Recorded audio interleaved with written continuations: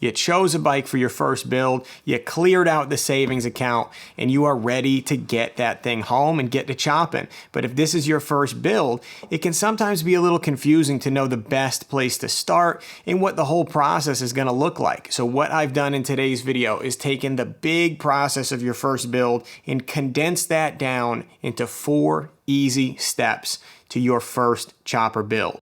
Before we get into those 4 steps though, I'm going to give you a extra tip that no other chopper channels seem to talk about that is going to save you so much time so that you don't end up at step 4 almost over the finish line only to find out that you have a bunch of bad parts that you should have ordered months ago.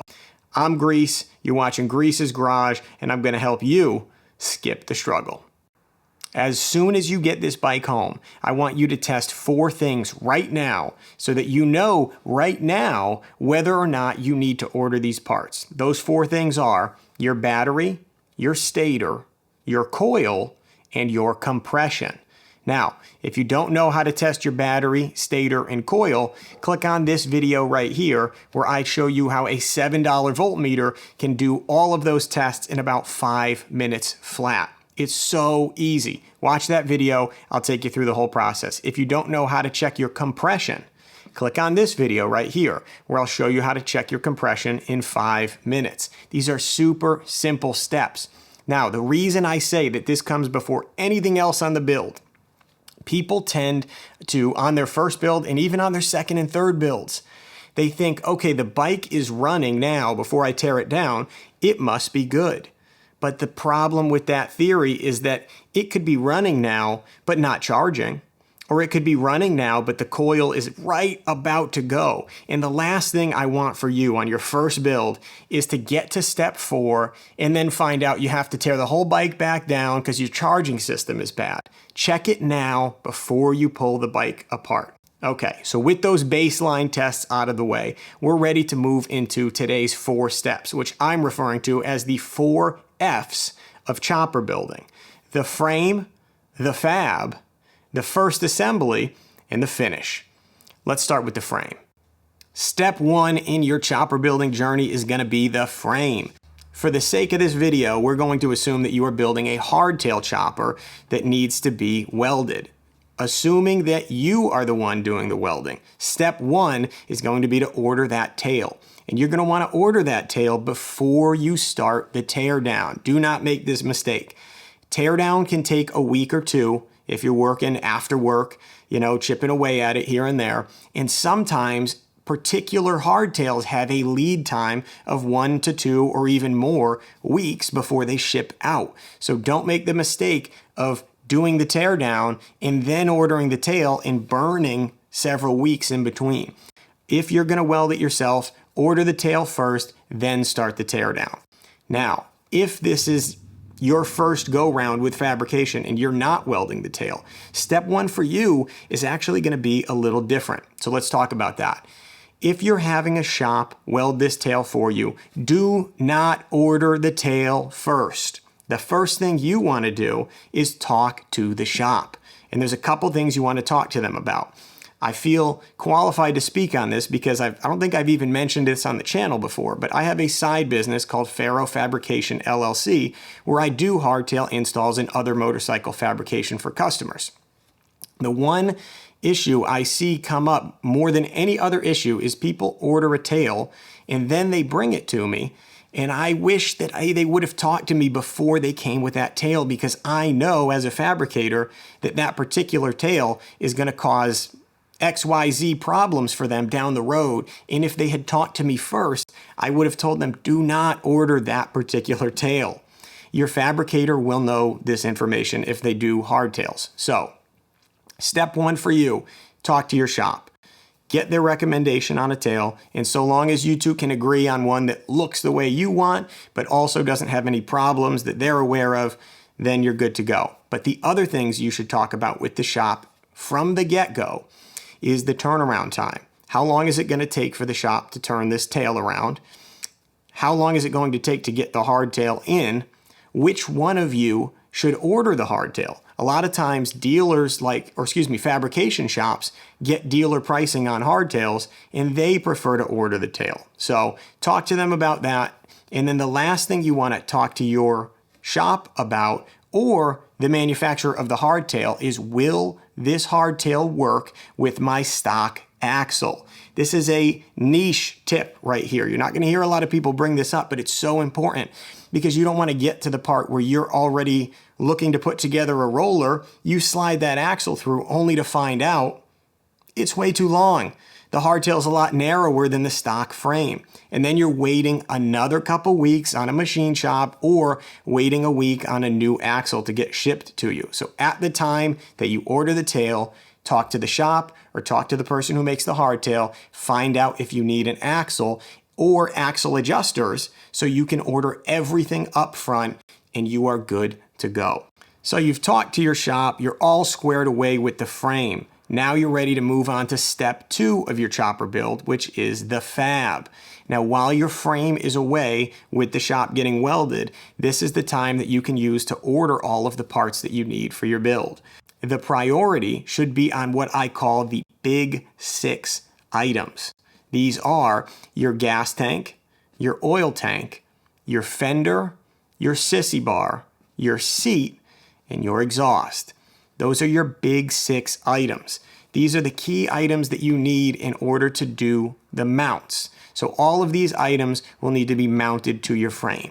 Your frame is not here yet, but you can use this time while you're waiting on the shop to collect all of these parts, have them on hand, ready to go. This way, when your frame comes back from the shop, you've got all your big 6 items sitting right there in front of you, ready to weld up the mounts.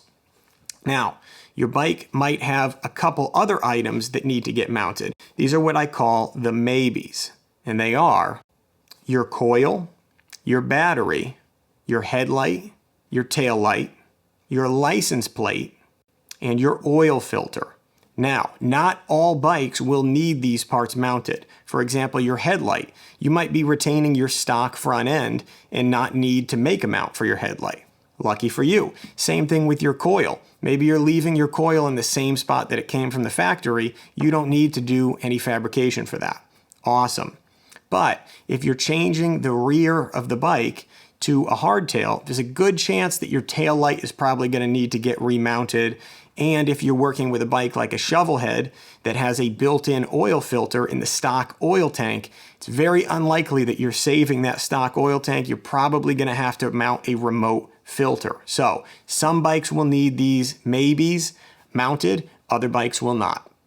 It's just something you want to put on your list to make sure you have these parts on hand after you're done with the big 6. Get the big 6 first.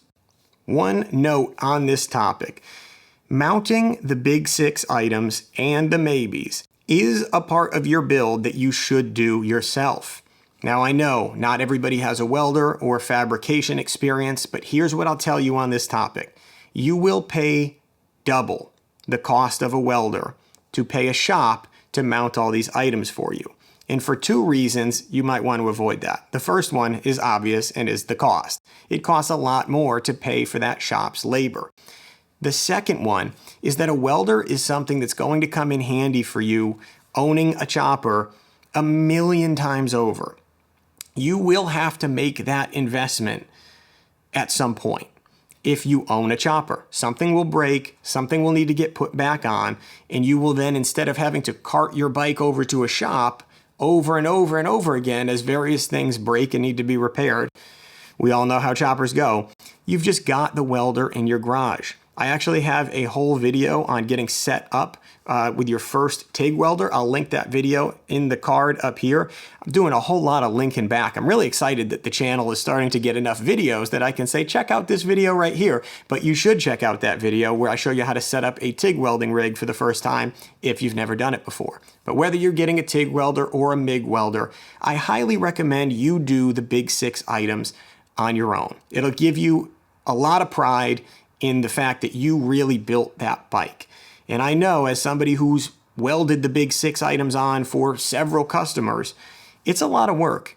But it's not super critical work. Yes, you don't want anything to break, but if you're doing this for the first time, you've never welded before, and you weld on an oil tank mount and maybe one of your tabs breaks, so you weld it back on. But this is the spot to learn. This is the time where you have the freedom to say, I'm going to try it myself. Very low risk, very high reward.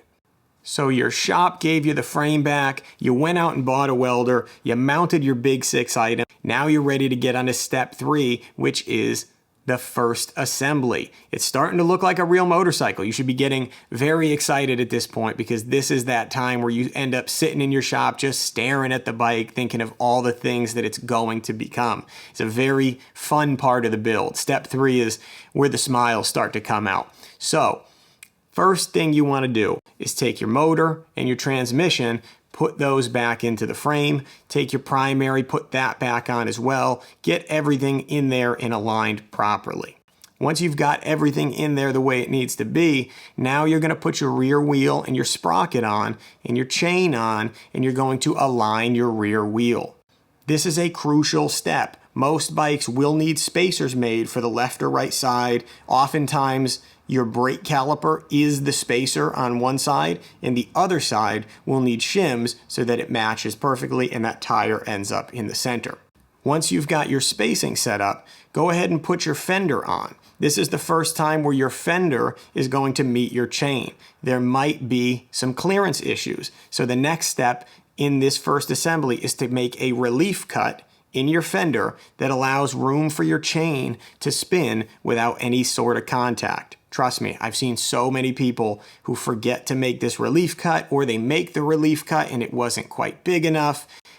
Give yourself a generous amount of room. The last thing you want is for a painted bike to start having clearance issues on the fender, and you're trying to get into taping it and grinding it back without ruining your paint job. You don't want to go through that. If you're watching this video, you're trying to skip the struggle, not create the struggle. So make that relief cut on your fender. Once that's all set, now it's okay for the bike to sit on its own shoes. So you can put the front end on, the front tire on, and actually push that bike around. Probably want the bars on too, right? To push that bike around for the first time. It's super, super exciting to see your bike become a roller. You're finally able to move it around the shop. It's not always in your way. It's a really cool part of the build. So get the bike into a roller. You can put your gas tank on and your sissy bar on at this point too. What you should now be looking at the end of step 3, the first assembly, is a completely assembled bike that is a roller that is just in need of the finishing touches. And that brings us into step 4, the finish. You are so close to being done. The bike is fully assembled, the motor is in. All that's left is to do the wiring and the plumbing. Assuming, of course, that you did your baseline test. You did do the baseline test, right? This would be a horrible time to find out that your compression is 80 and you need to do a full top end, right? There is a reason I put those baseline tests at the front. I had to include this little reminder of how horrible that feeling could be if you don't do the testing at the beginning. So let's assume you actually did do it, and we're ready to move on to step 4, which is the finish. Throw your battery in your bike and watch this video right here, where I will take you through how to wire your entire bike. Every wire you need to run, I will show you how to do it in 15 minutes. I love that the channel has all these videos available because it makes future videos like this one so much easier. Go watch that video, wire your bike. Next up, you need to plumb your bike. Hook up your oil lines from your oil tank to your motor, from your oil tank to your oil filter. Get everything squared away. Use fresh line for this. Don't reuse the one that came with your stock bike. It's probably super old. Go get some proper oil lines and plumb the bike. You can also then fill your engine oil tank and fill your primary oil if you're into that sort of thing. Probably should just rip that off and go open primary. But if you do have a primary that needs oil, make sure you remember to put oil in it. Your transmission will also need oil. Don't forget to put transmission fluid in your transmission before you fire up your bike for obvious reasons. The next step you want to take is to mount your carburetor. If your carburetor has a support bracket, make sure you put the support bracket on and run some brand new fuel line from your carburetor up to your gas tank. At this point, you've got oil in your oil tank, oil in your transmission, oil in your primary. You've got your carburetor mounted. The only thing left to do is to gas it up and kick that thing to life for the first time. When you hear your bike fire up, you are going to be so stoked. It is the most exciting feeling that I can recall. You need to have this experience at least once in your life. You hear that engine kick to life and you say, I did it. I built this thing. It is a long process. This whole thing that we're outlining today, these 4 simple steps, it can take easily a year to get over this finish line. But let me tell you, if you follow these 4 steps, you are going to cut out all the silly errors that people make and things they don't think about. That's what this video is all about, is helping you save your time. That's what this whole channel is about, getting 1,000 riders builds over the finish line. And if I can help you do it faster, that's even better. And that's what this is about. So kick that bike to life, take that thing for a test ride, and enjoy the fruits of your labor.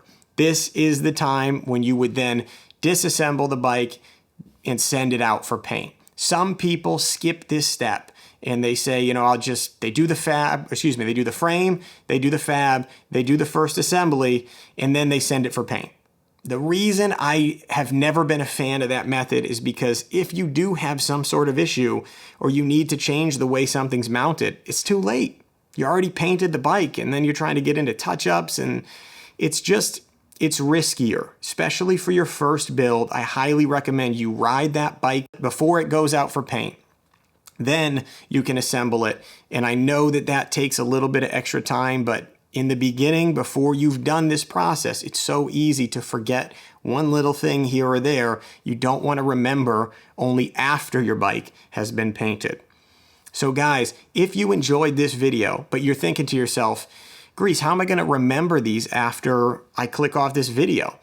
Luckily, I love you so much that I made you a complete PDF guide of this exact video with the frame, the fab, the first assembly, and the finish, and all of the steps included. Shoot me an email and I will send you back a free copy of that PDF guide. Print it out, hang it on your wall. Anytime you're lost in the process of your build, you can go bam, right there, see what step you're on, and keep your build rolling. Thanks for checking out the video, and I'll catch you guys next week.